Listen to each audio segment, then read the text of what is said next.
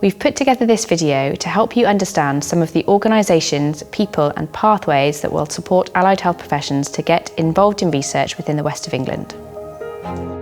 The AHP Research Champion role is a new role. It's a collaboration between CAHPR, the CRN and the NIHR. Its remit is to recruit AHPs into those roles that can then support other AHPs into research.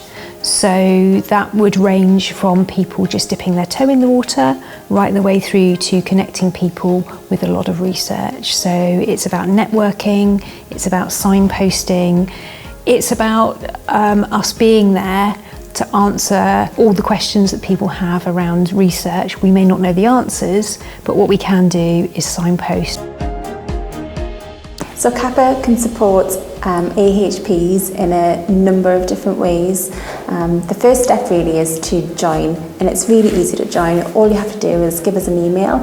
Our email address is caphrsouthwest@uwwa.ac.uk. And once you're a member, we can support you in a number of different ways. For example, provide you information about funding, provide you information about sort of research opportunities locally, provide you support if you're submitting abstracts, provide you opportunities to sort of bursaries. So it's a local network that we're trying to maintain for AHPs to be active in their research activities. Trusts across the South West have library and knowledge services which can help guide you in aspects of research, such as literature searching, retrieving full text of articles, learning critical appraisal skills, and can even help connect you with other key teams such as research and development, quality improvement or audit. At North Bristol NHS Trust, the clinical librarians are experts in finding and using resources and are a great support for anyone doing research or systematic reviews. We know that it can be a challenge knowing who to go to get the right support for research ideas. We have a number of ways in which we support AHPs. We know that the best research ideas come from those working on the front lines, and we know that you've probably already thought of solutions to the issues that you have. Now, the research process can be quite difficult to navigate, even to the most experienced of researchers, so my main message is to come to us as early as possible. Your local R&D department may well have people in post like me that can help you develop your research ideas, that can help you identify areas where you may need a little bit more support. They will almost definitely have links to other institutions, whether those are academic, statistical support, research design service links. So there are lots of mechanisms in which we can support AHPs. The trick is just to come to us nice and early. I work for the Clinical Research Network West of England. We facilitate research across the region. To help AHPs, we have a range of different training opportunities.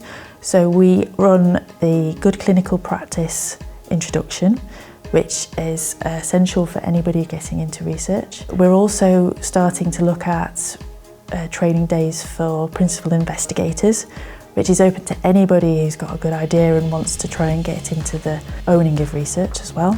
We have a lot of different facilities around how to advise people on how they can get funding, and any step of the research project we're there to offer advice, because we can tap into the knowledge of so many people who work within research within our area.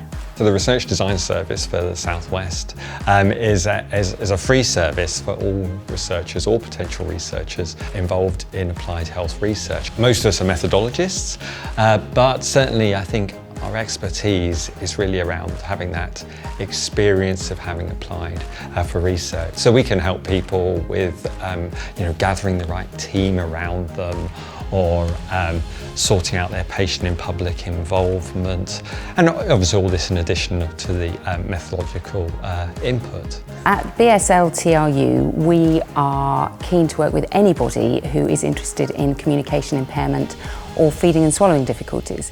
Now, we have speech and language therapy in the name, but we are a multidisciplinary organisation. We currently work with psychologists and linguists, but actually we are open to working with anybody who has an interest in a relevant field. Now, in terms of how we can help, well, we have space, so we can offer a research environment for people who are AHPs working in the field.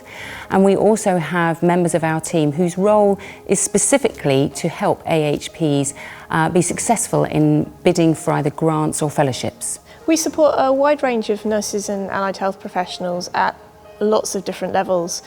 So we have, for example, formal and informal training in relation to research methods, but we also provide mentorship and supervision to clinicians both locally and also nationally, and that would be in a wide range of areas that relate to our areas of expertise.